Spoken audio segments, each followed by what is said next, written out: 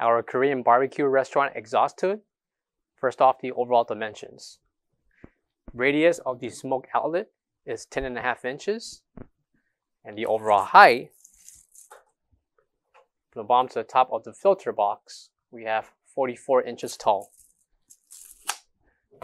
With the release of the locks on the top, we have the actual filter along with the grease trap. So these can be removed and insert it back to the box.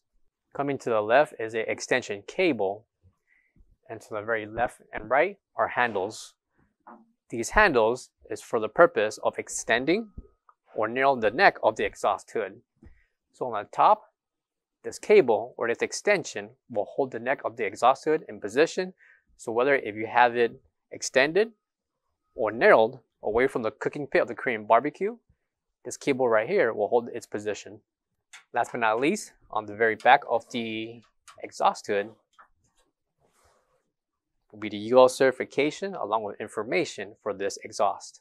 For all questions, give us a call or visit our website coolerdepotUSA.com for more information on this product. Thank you.